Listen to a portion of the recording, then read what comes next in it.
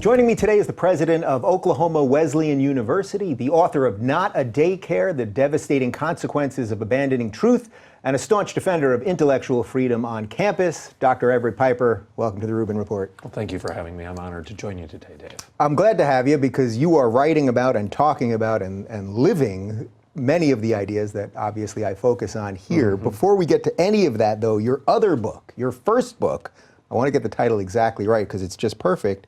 The title is Why I'm a Liberal and Other Conservative Ideas. One of the things that I've been saying lately is that defending my liberal principles is becoming a conservative position. And I think that probably sort of puts us in a similar spot. What does liberalism mean to you? Why do you consider yourself a liberal? Well, I would argue that what you're doing right now is the historic definition of classical liberalism. Let's go back to the founding of the liberal arts institution. Let's just say Oxford 1,000 years ago. Why was a liberal arts academy established? It was to educate a free man, a free woman, a free culture, a free church, a free people. It was an education in liberty, an education in freedom. So the classical definition of a liberal was somebody who argued for and defended human liberty. And it was in the context of that education, a liberal arts education, that Chesterton told us some 100 years ago that without fences you don't have freedom, and without honoring the big laws you don't have liberty. So it's this tension within the liberal arts academy of pursuing truth with a capital T that actually has the paradox of releasing you for the greatest measure of human liberty, human freedom in the course of human history. So a classical liberal is somebody who understands the conservation. You're a conservationist. Yeah. You're conserving those time-tested truths that actually work to provide human liberty. So you ended on the word work there. What happened to liberalism? I mean, if you look at it, especially through an American context today, the people that call themselves liberals, and I'm not really talking about the classical liberals anymore, who have far more in common with, say, libertarians than progressives, what happened to liberalism? Because I believe, as I think you do, this is the right set of ideas. The ideas that I'm constantly talking about the individual and laissez-faire economics and limited government, or the light touch of government. I think these are really the right ideas to move a free society forward. And yet what modern liberalism has almost nothing to do with that. Let's go back to Richard Weaver, 1948. Why did he write his seminal work, Ideas Have Consequences? Well, you hardly even need to crack the cover to understand what he's saying. Ideas have consequences. They matter.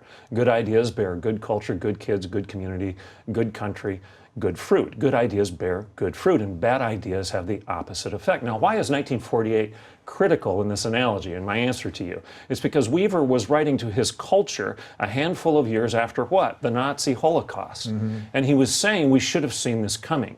We imbibed terrible ideas for decades, and we bore the consequences therein. So we need to attend to the ideas that have been tested by time, defended by reason, proven by experience, and I would argue as a Christian, given by revelation. It's those permanent ideas, it's the conservation of those ideas that are big, rather than dumbing down the conversation to the million ideas that are small. Again, Chesterton, get rid of the big laws and you don't get liberty. You rather get thousands and thousands of little laws that rush in to fill the vacuum. And if that isn't the definition of our culture today, I don't know what is. Yes, we are overregulated, and everyone thinks that there's just another answer that lies in a law somewhere, and usually it doesn't. So then do you consider yourself a conservative now then? Or do these labels even matter to you that much? Well, I would say a conservative is somebody who conserves. Okay, I believe in conserving an owl and a tree and clean water and clean air, but I also believe in conserving something perhaps even more important, and that's ideas. Ideas that work. The Wesleyan quadrilateral, and it's actually Augustinian too, but let's go back to John and Charles Wesley of the mid-1700s. They had something they called the quadrilateral. And it was a worldview. It was the four things that you should sift any idea through as you evaluate its veracity. Tradition, reason, experience, and scripture. Revelation, if you will. If you want to get outside of the bounds of a Christian language, we'll call it revelation, natural law, common sense. All right, so tradition, history. Grandma and Grandpa might have actually known something. The old ideas, as C.S. Lewis said, are often better than the new ideas. If you want to read a new book, fine, go ahead, said Lewis, but you might want to consider reading, a dozen or so old ones first. Why? It's you mean Grandma and Grandpa weren't automatically backwards racist? They weren't automatically stupid. In fact, and I use that obviously as an analogy, the old ideas that have been around for a while may be there, not necessarily, but they may be there because they've proven themselves over time. Yeah. So history, tradition, experience. It's the Dr. Phil question. How's that one working for you? We should always respond to ourselves as we're evaluating our own ideas and our own worldview, as well as our adversary, or even those that agree with us, and say, how is it working for us? Is there a pragmatic value to this? Does it work over time? For social health, personal health, physical health, whatever, does it work? So tradition and experience, reason, you've got a brain, use it. The rationality, facts versus feeling. We're in a culture right now that's dumbed down everything to feelings rather than facts. Facts be damned. Yeah. We're not pro-science any longer. We ignore science for the sake of a political, popular agenda. We're going to get to plenty of that. Yeah. And then finally, the fourth component of the quadrilateral, is revelation. Those things that are true and it doesn't have to be tested into two. For example, the empiricist, the materialist would say if you can't taste it, touch it, feel it, see it, it just isn't so. And I would disagree with that. And I can prove it just by asking a simple question. Do you believe that rape is wrong? Do you believe the Holocaust was a bad thing? Was antebellum slavery something that should have been reviled? And the answer we all hold, if we're decent human beings, is yes, all of those are objectively wrong. Well, how do we know? You can't put it in a test tube. Mm-hmm. We know because it's a revelation. The Apostle Paul, one of the greatest philosophers in human history, I would argue, suggested in Romans that this is the truth of God laid on every human heart. Others have argued, the Catholic Church and whatnot, that it's natural law, common sense, the revelation that causes both of us to agree that slavery is a bad thing. Mm-hmm. No, it's not open for debate. We don't have to test it in a tube. We know slavery should be reviled. All right, there's a lot there that's bouncing around some of the ideas that I talk about here. So basically, without that bedrock, we'll do these backwards. So we'll start with the fourth. Without that bedrock, that everything then would be left to some sort of subjective nature, right? Mm-hmm. That's the crux of that. Well, it all digresses to power. Yeah. If you don't have a principle, an enduring, permanent, immutable principle, it all digresses to power, and we see that. It's proven in human history. I'm fond of telling my students at Oklahoma Wesleyan University, in fact, I often give the commencement address in May.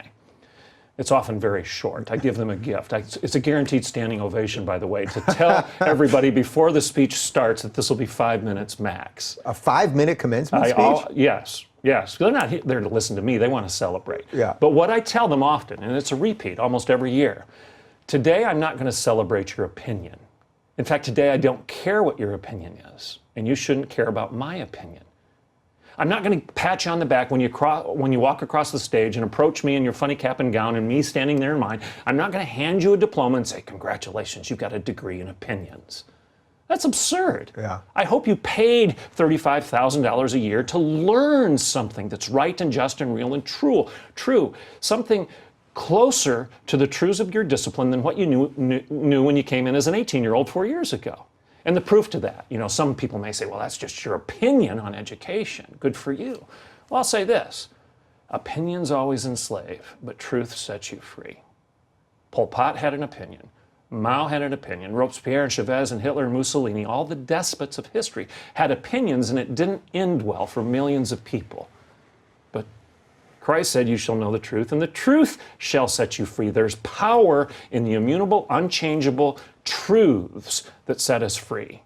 And there's always bondage in the opinion. So what do you make then of sort of what I would say are the well-intended progressives? And I think there are some people without good intentions, maybe at the top of that, but I think the average young person that you're probably encountering as a freshman that has been sort of indoctrinated with these ideas, that follows through with them. Like what are the ways that you've been able to sort of wake them up to why this is wrong, why opinion-based learning is wrong, why there actually are facts, why that matters? Well, I find the progressive mind and the progressive agenda is so easy to knock down by a rhetorical question. In fact, Again, obviously in this interview thus far, I've showed my cards. I'm a committed Christian. Yeah. I believe the words of Christ make a difference. In fact, George MacDonald once said, in my attempt to obey the words recorded as his, I have found grandeur beyond the realm of any human invention, and therefore I cast my lot with those of the crucified. That's good stuff. So what do I do? Well, if I believe that this guy named Jesus was actually who he claimed to be, I'd have to kind of conclude that he's probably the smartest guy to ever walk the face of the earth. He knew the answer. He knew how to win the debate. But often, this guy that millions, if not billions of people have claimed to be God incarnate that walked among us, didn't engage in an argument. I mean, you read the story of Christ, and he almost never argued with his opponent. Mm-hmm. He could have won the debate. He knew how. He could have crushed them, I would conclude. But he never argued. What did he do? He asked a simple question. Which one of you wants to throw the first stone? Why do you call me Lord? Whose face is on this coin? And then he shuts up and he lets the worldview of his adversary implode as they drop their stones and they walk away. So what do you do with the postmodern, the progressive question from a 20-year-old? Well, can you tolerate my intolerance? Do you hate hateful people? Are you sure that nothing is sure? Do you know that nothing can be known? And are you absolutely confident there are no absolutes? And then just shut up and listen. They don't have an answer. They saw off the branch upon which they sit, and it comes tumbling down. And it's at that point, I think you can rebuild the argument with some common sense rather than this nihilism and nonsense, literal nonsense, because it makes no sense for you or me to look an adversary in the eye and say, I can't tolerate your intolerance. It makes you the very thing that you find intolerable. Yeah. It's self-refuting. I feel like you're sort of like a college administrator from the future. This is sort of like the Terminator. You've come back to warn us about what's going to happen in the future here. So let's back up a little bit. Just tell me a little bit more about how you got interested in these ideas. Were you always sort of political? Did freedom and liberty and ideas always matter to you? Was that something you were taught? Oh. Well, now you've asked a question that could take way too long to answer, so let me try to discipline myself to be brief. I was a blue-collar kid. My mom and dad didn't graduate from high school. My dad was a truck driver. My mom was a nurse's aide and a stay-at-home mom, odd jobs here and there. We were lower middle class where it was paycheck to paycheck. When I graduated from high school, I went to work in an apple orchard with some migrant workers, and I also worked in a local factory. I did 2 jobs. And working third shift, lunch, what time is third shift for, I think that's 3 o'clock in the morning or something like that. I sat down for lunch one night, and this gentleman who was working 2 jobs, he was a private business owner. He had a flower shop, so he was working the factory to help make payroll. Wow. But he had a master's degree in international politics or affairs or something like that, an esoteric degree. And he looked at me over the picnic table in the factory, and he said, why are you here? And I said, to make money like you. He said, why don't you go to college? So I washed off the grease, and I got in my expensive factory rat car that I could afford as an 18-year-old kid. Yeah. And I drove up the road a half hour and enrolled at a Christian liberal arts college that I was aware of, and the rest is history. Those doors opened up for me to be able to do things, like be on this show, and challenge one another with some reasonable debate and good thinking. Those doors opened up because of a classical liberal education, not a progressive one, not a leftist one, but a classical liberal education that liberated me to move into various different venues of life that I never would have been able to do otherwise. So as it stands now, are you kind of shocked at the state of what's going on with young people at colleges? I mean, the whole purpose of your book, right? That it's become daycare sort of, or some basic training session for students for things that they should have learned a long time before that. Not that you should know everything the day you walk into college, because of course you're supposed to learn, but that they've missed a series of extremely important ideas before they've even got there.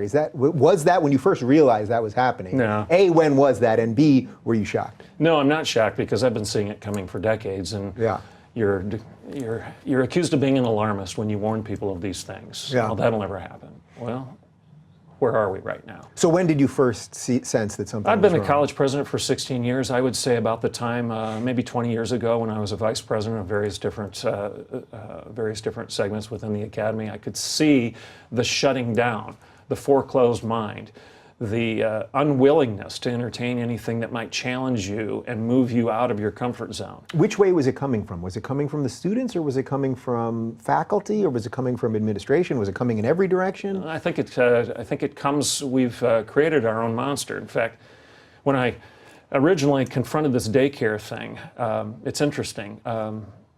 If I may set the context for the daycare story. Yeah, please. Is that a fair segue? Let's do it. I like a guest that sets up their own segue. That's nice. Yeah. Okay, so what's the daycare thing about? So at Oklahoma Wesleyan University, we still have required chapel every Wednesday and Friday. All the students and the faculty are in chapel. This particular day, it was 3 years ago Thanksgiving week, so just before the break.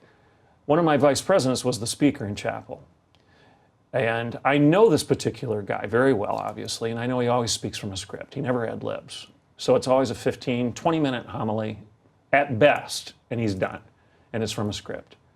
Well, after he was done, I wasn't in chapel that day. I was working or something. So anyway, he called me after he was done, and he said, "Hey, Dr. Piper, I need to give you a heads up. I had one of our own students today play the victimization card. He came up to me after I was done with my chapel talk, and he pointed his finger in my chest, and he said, 'You offended me. You singled me out, and you singled my peers out, and I don't like it.'" And I said to Kyle, the VP that was calling me to give me this warning, I said, "Well, what was your talk about?" I was wondering, was it political? Was there sarcasm? What was going on? He said, "You won't believe this, 1 Corinthians 13. Now, for those that don't remember, 1 Corinthians 13 is the quintessential love chapter of the Bible. Love is patient, love is kind. You've probably heard it read at 1,000 weddings. Okay, so I said, "What?" He said, "Yeah, I know, I spoke on love today. I'm a monster." And we had one of our students that was offended by it. And I said, "Send me a copy of your speech." Again, knowing that he talks from a script, or speaks from a script, and doesn't ad lib. I knew if I read it, I'd find if there was anything offensive in it. Did he throw in a joke? Was there some off-putting humor or sarcasm? I read it. Nothing. 1 Corinthians 13, love is patient, love is kind. A 15-minute homily on love. And I've got one of my kids offended by it. So I wrote this article. I've been writing for the local newspaper for the last 15 years or so. And usually when I write for the Bartlesville Examiner Enterprise, 5 people read it, 3 people care. On this week, This was a little different, this one. On this one, I was a little frustrated. So I popped off my op-ed and I basically said, "Young man, that feeling of discomfort you had when you heard that sermon is called your conscience. And you might want to attend to it. And if you came here expecting us to coddle you rather than confront you, if you think we're going to comfort you rather than challenge your character, you're in the wrong place." And then I went on for another 700 words or so, and I concluded by saying, "My land, this is a university. It's not a daycare. We expect you to grow up."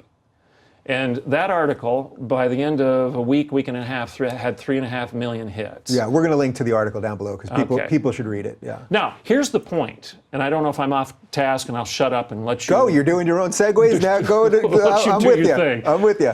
But here's the point. When I wrote that, 3.5 million people paid attention to it. By the way, NBC Today cited it as one of the top 10 news stories of 2015. Wow. It went nuts. Canadian Broadcasting Corporation, Oxford, England, Drudge and Dreher and Limbaugh and Beck and conservatives and liberals and progressives all covered it. The college president that called out his students and said, "This is not a daycare, grow up." Yeah. Why is this important? What grandpa or dad or mom hasn't said that to their kids? I mean, this was not rocket science. This was not high scholarship. I basically said what everybody was thinking. So why did 3.5 million care? 3.5 million people care? Well, we did a statistical analysis internally. Out of all the comments on those 3.5 million views, how many were positive and how many were negative? 97% were positive. And this was on the internet? Yes. Yeah. Yeah. 97% were positive and 3% were negative. The poster child for the positive? The atheist from a very well-known university in Florida, Fulbright scholar, writes me a letter and said, "Piper, I read you're not a daycare thing, period. I went to your website to figure out who you are, period. As an atheist, I can easily dismiss your religion and your politics, and I do, period. But on this issue, thank you, kudos, it needed to be said. Please carry on." That guy knew that we had created a monster. It was our fault, our industry's fault. The academy, the ivory tower, has created this mess, and he understood it. And the monster is turning around to consume him, and he knows it. You know who the poster child of the negative was? The church. Wow. The church. How so? You offended the poor kid. You hurt his feelings. So what was the offense taken, though, specifically? You tell me. He felt uncomfortable. Right, but he never addressed like a specific point. No, he felt uncomfortable. He felt that sermon was directed toward him.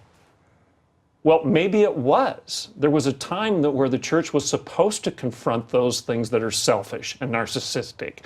And the self-focus was supposed to be corrected by selflessness and confession. I actually said in my article, I'm not going to start issuing trigger warnings before altar calls. A good sermon is supposed to wake you up. Yeah. A good sermon is supposed to perhaps instill some guilt. So he was offended because he felt guilty for not showing enough love. So, all right, there's a lot there. So let's talk about first this atheist professor in Florida for a moment. What do you make of someone that can take a principled stand like that in your view of the way they look at the world is missing sort of a critical piece, or let's say one of those four quadrants that you discussed before? What do you make of someone like that? I assume, and I've had a lot of discussions like this, on a micro level you probably think he's, I don't want to lead you too much here, but you probably think he's a perfectly decent person who may be living a very moral, good life. But at a macro level, you see more of a societal problem. Is that a fair estimation? Well, I think ideas have consequences again. And I would in no way suggest that people that disagree with my religion are all immoral people. I mean, it doesn't take 5 minutes of research to prove to the contrary. In fact, these folks that agreed with me in my article, that when I say this atheist from the University of XYZ, Florida, agreed with me and was the poster child of that, it's interesting, many within the secular community, rather than the sacred community, if you want to draw that distinction, were all about this message in my speaking until they figured out I was a Christian. And then it kind of went cold. Because Canadian broadcasting, I could tell when they figured out that I thought the solution was to return to what Chesterton called big laws, that would give us the maximum amount of human freedom, whether you're Christian or whether you're not, whether you're agnostic, Anglican, atheist, or Buddhist or Baptist, it doesn't make a difference. But these ideas that Chesterton defined as the big laws, the simple laws, and others likewise, I would argue Adams and Jefferson and Washington would agree that these big laws were contextualized to give everybody freedom, not just those folks that went to church on the weekend. And I would argue that history has proven that true. Even Martin Luther King Jr. proved it in his letter from the Birmingham jail. The context for the fight for freedom and justice was what? The natural, irrefutable, common sense, natural law of God. That's what MLK told us. So we see these examples time and time again in our march for freedom. You can't have freedom without offense, said Chesterton. In fact, Chesterton said, if you want to build the biggest playground in the world, this was one of his analogies. Let's assume that this community, this neighborhood, wants the biggest, the best playground in all of the United States. And you spend all of the money to create the bells and the whistles and all the toys. And you want the kids in this community to enjoy that playground. Chesterton said, build a fence. Because if you don't, what'll happen? One of two things. Either you'll start policing these poor kids and haranguing them and yelling at them and creating all these little rules to control them so that they are safe within the playground. Or they'll run out into the highway and get killed. So either way, the kids will be restricted or hurt if you don't build a fence around the playground. It's the paradox of freedom and fences, of liberty and law. Yeah, I mean, there's a lot of current analogies there with, obviously there's a debate in the country about having a physical wall at the border right now. And you can make an interesting analogy to what's happening in the digital space, where we all had free access to all of these platforms, and then they start censoring different people, and because there are no fences, they put imaginary fences all over the place, depending on who you are. But you mentioned something really interesting there, which is that he thought, or that some of the people thought that your ideas were good until they figure out that there's a link back to religion. How much of that has been a struggle for you in sort of the more secular academic world generally? Maybe not at your university, but when you talk to other academics who usually probably shy away from religion or scripture, that sort of thing. Well, it's always a challenge, but let's have a debate. Are you really a classical liberal? Are you an open-minded academic? Do you want to pursue truth or do you want to construct it? Do you want to protect your opinions? Is that more important to you than understanding what the answer is at the end of the day? Are we going to trust a referee on the game? And if we don't trust the referee, if we don't define the boundaries, if we don't have some rules for the game, it's chaos. You can't play basketball without boundaries. You can't play soccer without somebody blowing the whistle. It's the paradox again of liberty and law. If you're a musician, you know this. If you don't learn the rules of rhyme and rhythm and cadence, you're not performing a concerto, it's chaos. And if you're an athlete, if you don't discipline yourself to the rigor of the sport, if you don't memorize the plays, if you don't attend to the rules, if you don't pay attention to the coach, if you don't go day in and day out, even though you may not be that good yet, you will never be able to be free to actually perform in the game. And that paradox is relevant when we're having an academic or an intellectual or a political or a theological or whatever discussion and debate. What are the higher standards for the discussion so that we can actually be free to do this? How much of this do you think boils down to what seems to be a degradation in personal responsibility amongst young people in the last, let's say, 20 some odd years? That there's more of an, people are spending more time, say, playing video games, and I say this as someone that I tried to get you to play PlayStation a half hour ago, that I like video games, but that people are spending all sorts of time doing things that are almost the obvious success of a society, that we have everything. We really just have everything. Doesn't mean that every individual has everything they want, but you have the world at your fingertips all the time with the phone in your pocket. And that because of this access to everything, the personal responsibility part, the part that says, I gotta go get that job and at 3 in the morning having third lunch and all of these things, that has sort of just disappeared. Well, there are a variety of, you could claim that the church is responsible for its own demise. The schools are responsible for educating their own monster that's consuming them right now.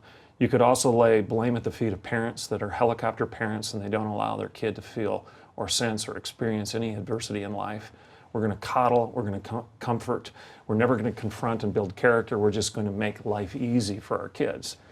And I see that over and over again. When the parents drop their kids off at my campus, I can tell you in 5 minutes whether the kid's going to be a problem or not based on how the parent is behaving. Is mom angry because she doesn't like the drapes in the dorm? Do they attend to every single desire that the kid has? If the kid ever has any conflict or with a roommate, I want it changed now, rather than forcing their son or daughter to deal with relational conflict and become a more mature human being as a result. The helicopter parenting is greatly responsible for a lot of the softness of the soul and the softness of our culture. If it's called the agonistes, the wrestling match. If there's no agon, if there's no agonistes, if there's no wrestling match, if there's no agony, that's where we get the word, then you're going to be soft. As iron sharpens iron, let one man sharpen another. There is testing by fire as we become adults in life. And if that testing hasn't taken place, you're not going to perform on the field, you're not going to perform in the band or in the orchestra, you're not going to perform in a variety of venues in life because you expect everything to be comfortable. Yeah, or in the intellectual battlefield. Yeah. I mean that's the point. That's why I do try to link this back to personal responsibility, whether ultimately it's from helicopter parenting or a poor education system or a series of things. Because if you've ceded that personal responsibility, then all of the offerings that say the left offers now of free this, free that, take from some, give to others, it all sounds really great because you've already abdicated your responsibility as a human.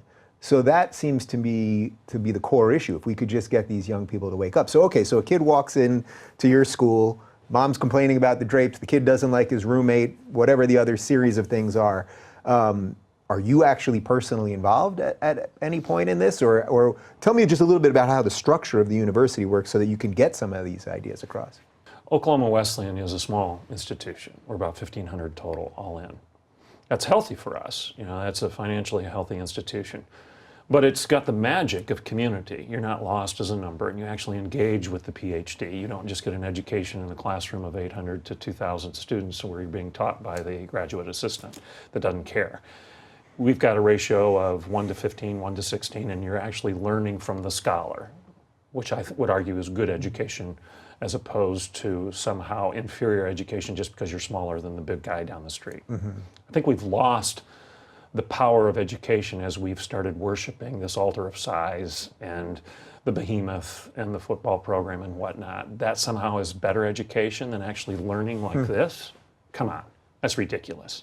In fact, if you go to Oxford now, all of the various different ancient colleges are really not much bigger than Oklahoma Wesleyan. They've just been around for 1,000 years. Yeah, it's pretty incredible. I've been there twice in the last year. I spoke there, which was probably the biggest honor I've ever had professionally. And then I went back with Jordan Peterson a couple months ago. Exactly. And it's shocking when you see that these small colleges, the way it's so brilliant, actually, that they set it up with all of these small colleges in this truly, I mean, it feels magical. It feels like a Harry Potter book, this magical little place. It's just incredible. Well, and it's good education because you're being taught by somebody who has wrestled the agon for years and years and years. And he may disagree with you vehemently, but that Socratic method draws the conversation to a close, where if you're going to disagree with the scholar, you better know why, and you better be able to defend it. Otherwise, he will challenge you, tear you down, and send you back to do your homework so that you can come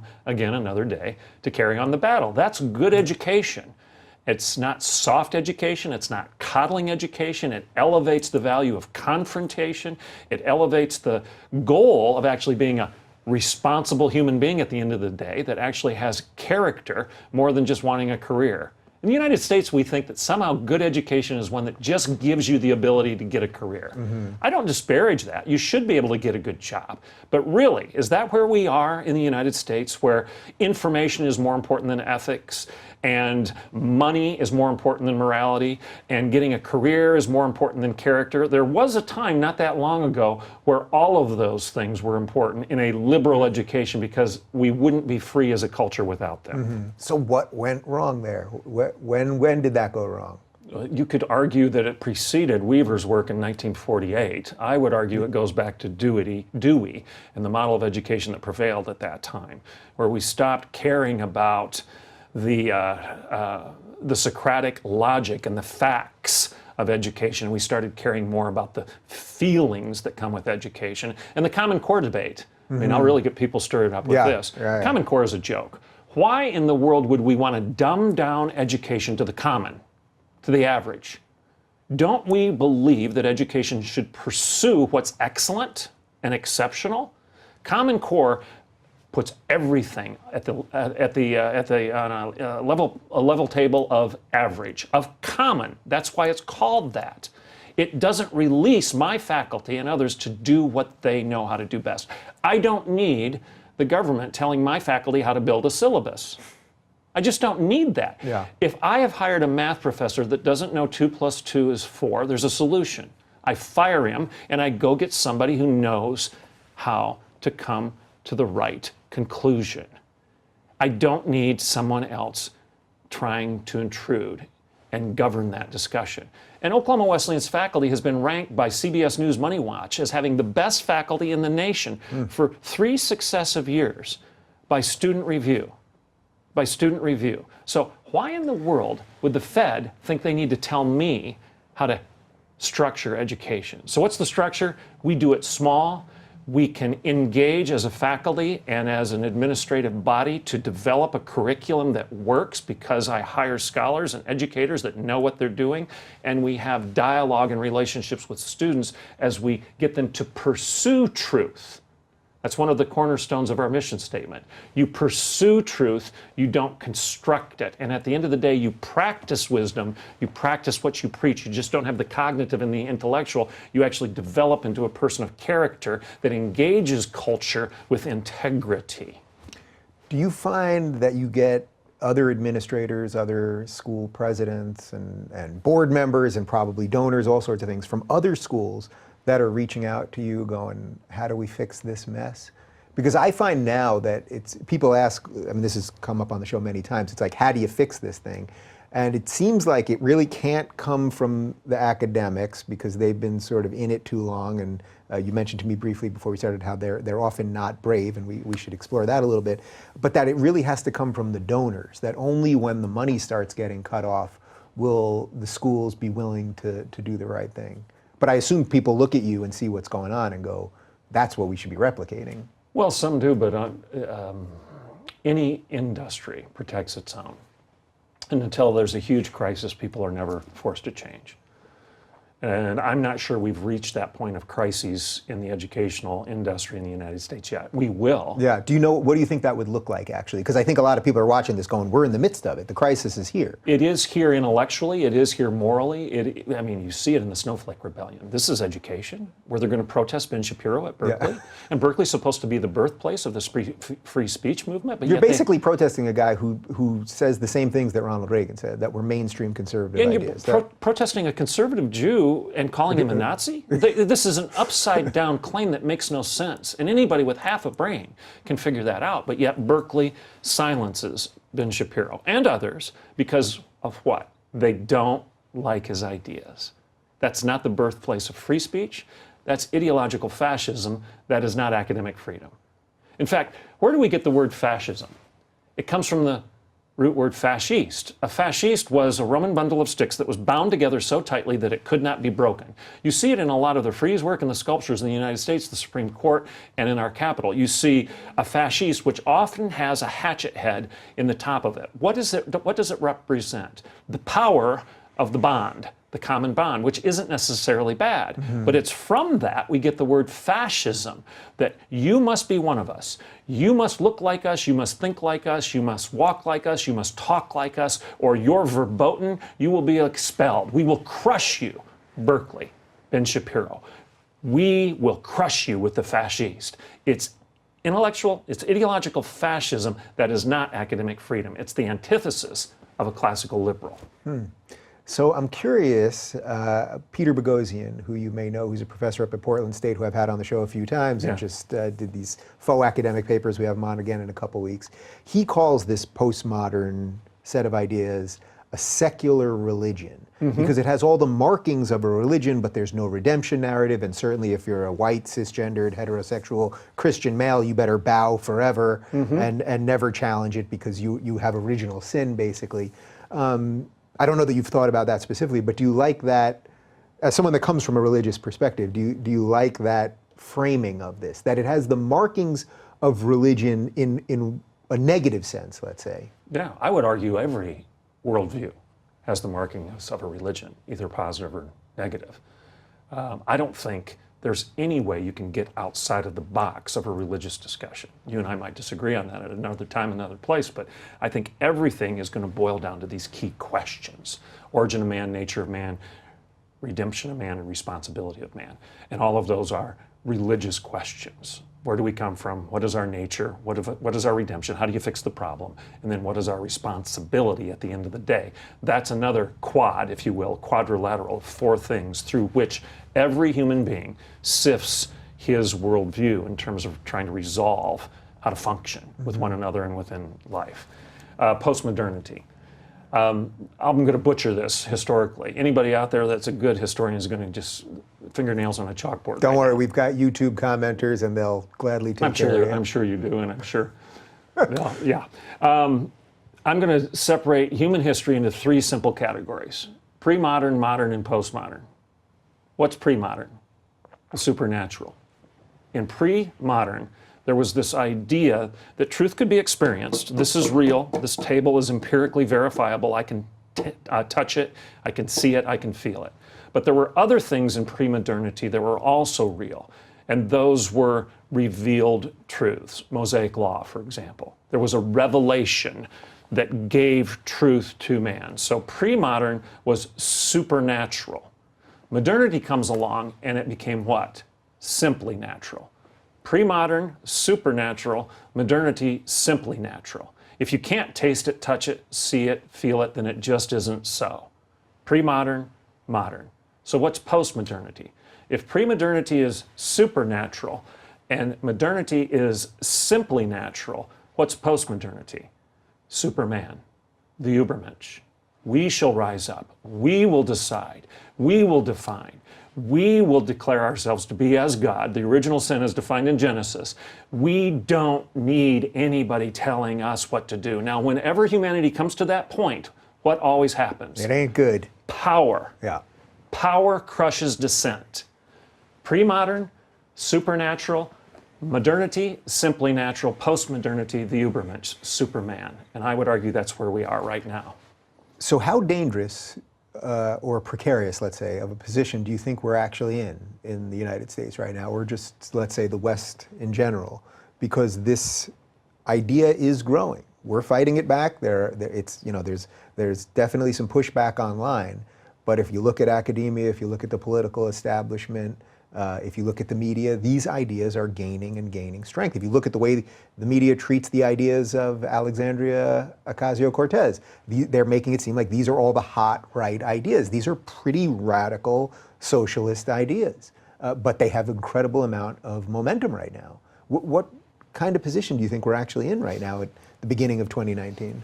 Well, I'm an optimist. I believe I know the end of the story and we win. Truth will prevail at the end of the day. What happens between now and then, that's a matter of discussion. In fact, I had an old boss. He was the president of my alma mater. I worked for him as a vice president, and he was afraid of flying. And one day I pulled Dr. Chapman aside and I said, what is the deal? I said, you're a Christian, you're deeply committed.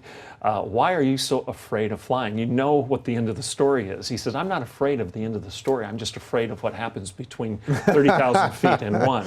I don't relish that 2 minutes. So what's going to happen in that 2-minute gap of history?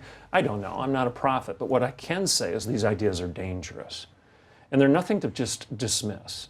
And if you're a classical liberal that disagrees with my religion and my politics, if you're a classical liberal that wants liberty at the end of the day, you better pay attention to this debate, because you have things that I just looked at this morning on the news before I came here, where Nancy Pelosi is proposing that laws should be in play, that if parents are parenting improperly, as defined by her and her party, that the government should actually have the right to take the child away. So, if I've got a 10-year-old boy and the way he's behaving sexually is something that I think is unhealthy for him, should I have the right as a parent to pursue counsel for him? Or should the government be able to intrude and tell me, no, you don't have the latitude to parent that 10-year-old boy the way you want to? Those discussions are in play right now. And again, if you disagree with my religion and my politics, that should bother you, because religion and politics will change. The power base will change. Right. And what's popular today won't be popular tomorrow, and then you'll be on the losing end. You better care about something more permanent and enduring, immutable, true, the devastating consequences of abandoning truth. Truth will set you free, not Nancy Pelosi. Well, I think that we got the promo for this episode right there. How enthused are you that these discussions are happening also outside of the academic world right now? You mentioned that Jordan Peterson, you reference him in your book, that this guy's on this world tour. I happen to be on it with him. But that these conversations, even with some guys that maybe you don't agree with on a believer side of things, say a Sam Harris or the rest of this crew, that people really care about these discussions, where I would say 5 years ago, people online weren't, people were watching cat videos and people being, kicked in the nuts and a couple other things, but they weren't really having these discussions. And now they're on fire online. So that's pretty hopeful. I do think it's hopeful. And again, if you trust truth, if you trust the referee, if you trust the whistle, then play, throw elbows, rebound, knock people over. Do what you need to do, trusting that the game can be played. And I think that's the magic of the conservative worldview, the conservation of those big ideas that allow you to engage. That's the beauty of the traditional liberal arts academy. Trust truth to win. The irony here, I had somebody when Milo hit his snafu a couple of years ago. Somebody called me up and said, are you going to have Milo at your campus? Because he had been dismissed from Berkeley or wherever it was. And I said no, because I don't agree with Milo on so much that I don't want to lead anybody to conclude that somehow I'm elevating his ideas to some level of acceptability within our culture. I said, however... Wait, let me pause there. So if a student group on campus had invited him, would you have allowed that to proceed? Because that's a little bit different than someone asking you, will you have him? If a student or a student group wanted to discuss his ideas, let's go at it. Those ideas can be discussed robustly, and you'll engage with our faculty and the rest of the community in vetting those ideas. Who's right, who's wrong. There are some times when, here's an example, let's get off Milo for a second for me to answer this question.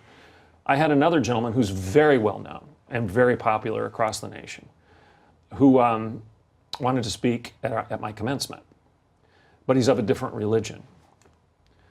Now, had he accepted my invitation, which I issued, to be part of a day of co-belligerence, Francis Schaeffer, where he and an evangelical, a Catholic, a conservative Jew would have come to the table to have a discussion in front of the students in terms of how to be co-belligerent for a common good of common sense and common morality.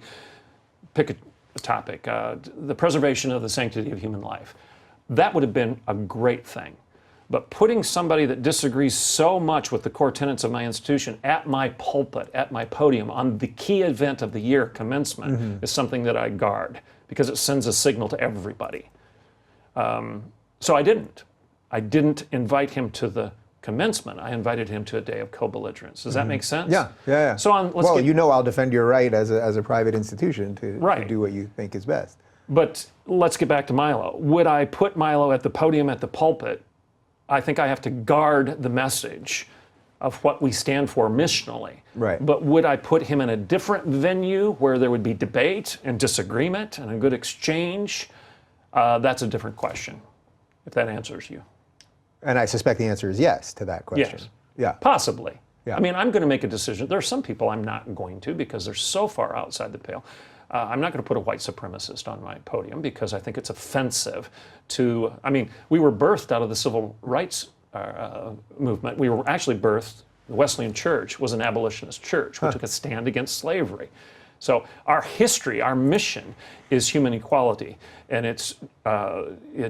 we stood in the face of the Civil War and said, no, we will not do this. And it's out of that, we birthed ourselves out of the Episcopal Methodist Church and became the Wesleyan Church because Orange, Scott, and Luther Lee believed that it was wrong to call a human being less than a human being. The definition, the imago Dei of what it meant to be human was something that they would not forfeit, and they held on tenaciously to that definition, thus the Wesleyan Church.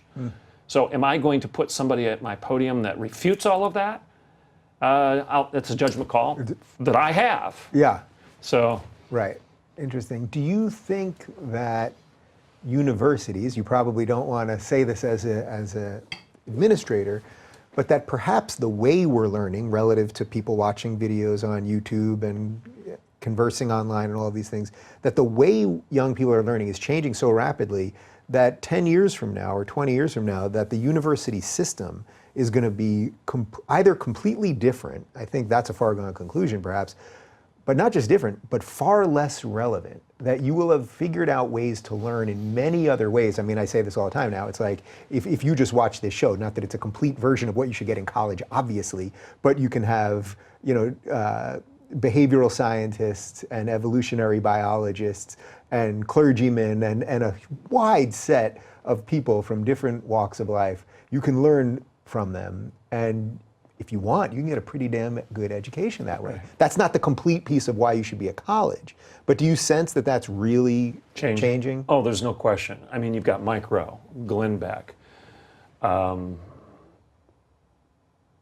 Carlson, all have been very aggressive in the last 6 months on advising parents not to send their kids to college because of the flaws of the academy, this daycare nonsense, the lack of robust debate, the debt that you're incurring to get a terrible education that's basically indoctrination rather than intellectual heft and inquiry. And I don't necessarily disagree with them. I think there are a handful of institutions left that care, but literally, I'm not sure it's much greater than a handful. So yes, education would change, but here's the shame of it. When it changes and becomes more online and technologically driven, you're going to lose this. And if you lose this, you lose half of what education is about. If these same ideas were expressed from a distance, in an email exchange or in a text exchange, or if you saw me speaking online, you might think that guy's a jackass. because we haven't had, maybe you think that anyway, we haven't Not had yet, the not yet. opportunity to actually develop a relationship. Relationships are part of the core and the soul of good education. That's what causes you to become part of the human community. Part of being a human being is the relationship. And if all we're going to do is transfer information through the internet rather than engage in a relationship that actually builds to a common understanding of those revealed truths that matter, we've lost the core of what it means to be an educated person and a liberally educated human being. Yeah, you know, it's funny, I'm so intimately aware of that because in the last year, especially where I've been on the road so much, I see one set of ideas online and a certain amount of hate and anger and resentment and all of that.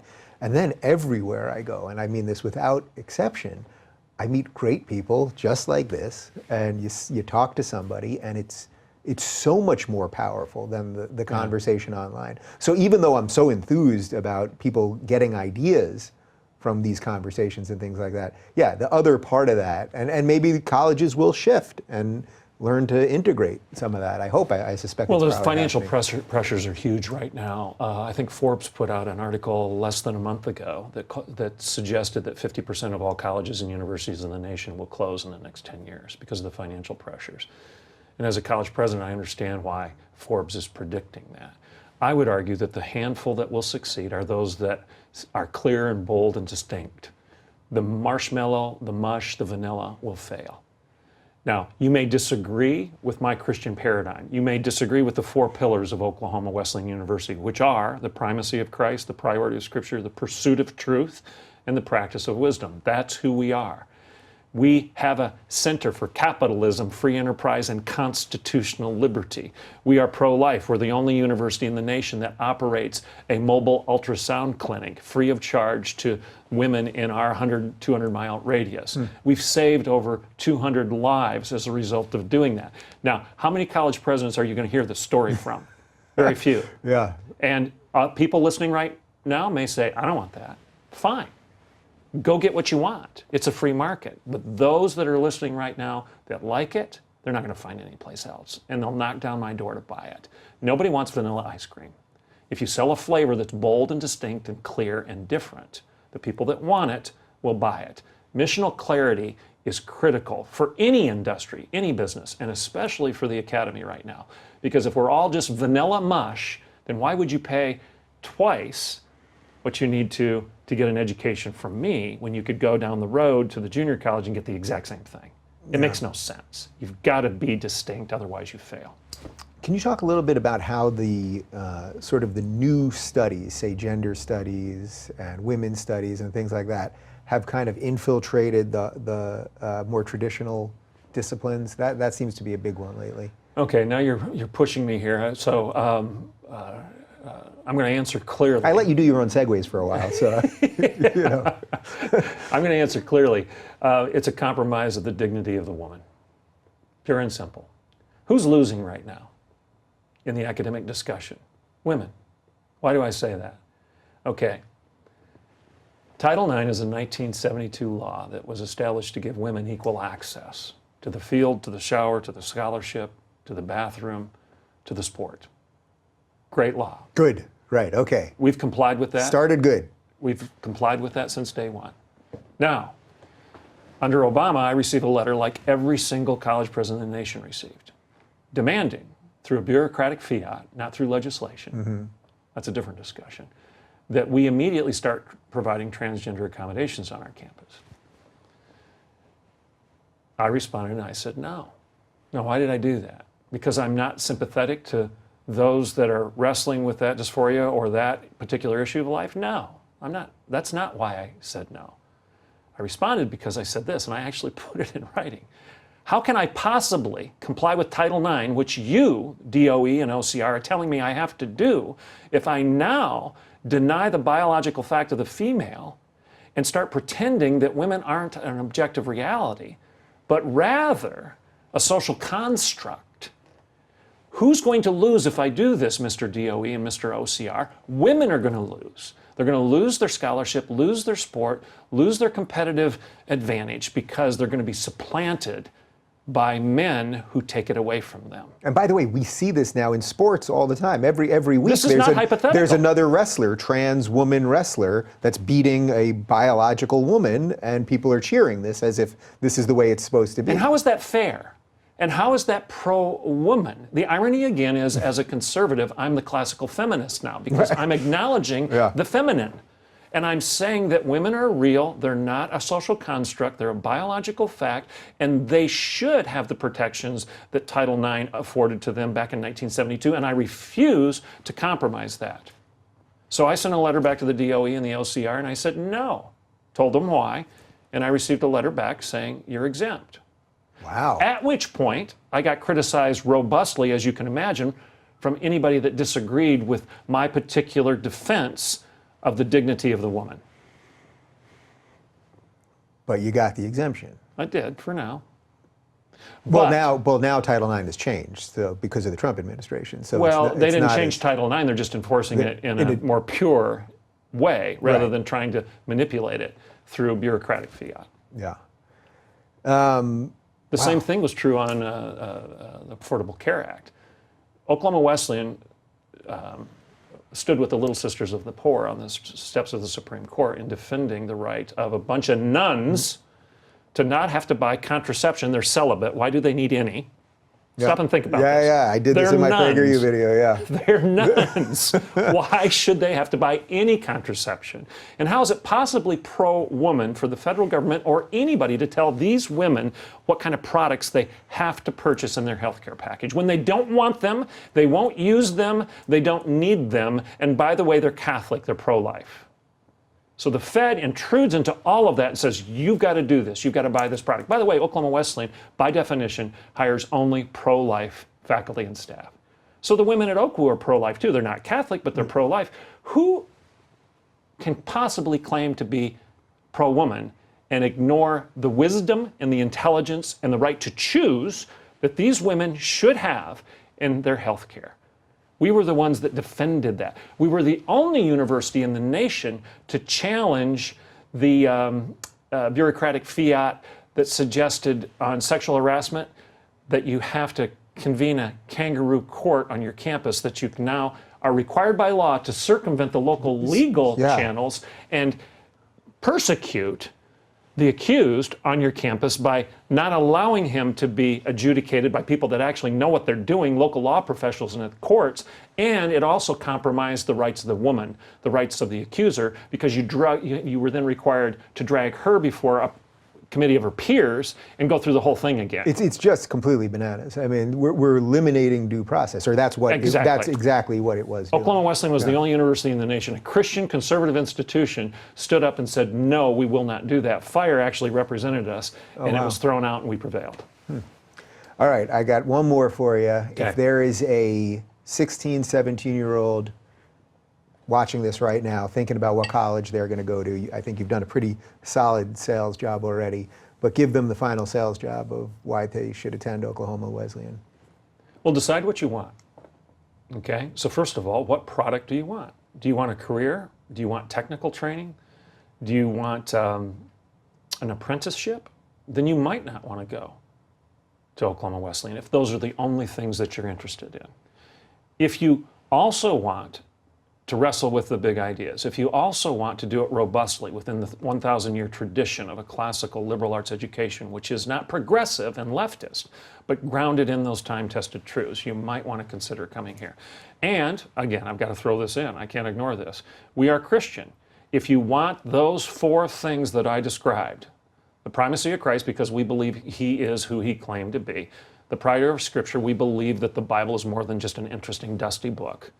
Okay? We believe that it contains the revelation of those truths that actually give us the ability to do this. The pursuit of truth. Truth is an objective reality rather than just a postmodern construct. I'm not going to give you a diploma in opinions. I'm going to give you a diploma that demonstrates you learned something. And then finally, the practice of wisdom, the practice of what you preach. We're integrationists, head and heart, fact and faith, belief and behavior. Personal life and public life are integrated. We're not segregationists. We don't separate things that should be united. I'm the president of a university. I'm not the president of a diversity. And there's a reason for that. The unity of veritas, the unity of virtue, the unity of the verities, the university is historically something that celebrated us coming together in unity, bound together by truth with a capital T. It didn't degrade and balkanize culture and humanity into division. We should be teaching virtue and veritas, not victimization. And when you teach victimization, you get vice and you get vengeance and you get violence. That's what you see in the protests in the streets right now. The solution to anybody that's listening to me is get an education in the virtues, in veritas, in truth. It's more than a career. It's about something that actually builds your character. This is the first interview I've ever done where I wish I had a get into the intellectual dark web card that I could just hand you right now, because this has been a pleasure, just sitting with someone with a complete set of ideas that knows what they think and is a master at it. I've thoroughly enjoyed this. I hope you have as well. And for more on Dr. Piper, you can follow him on Twitter. Yeah, he's on Twitter, for better or worse. It's Dr. Everett Piper.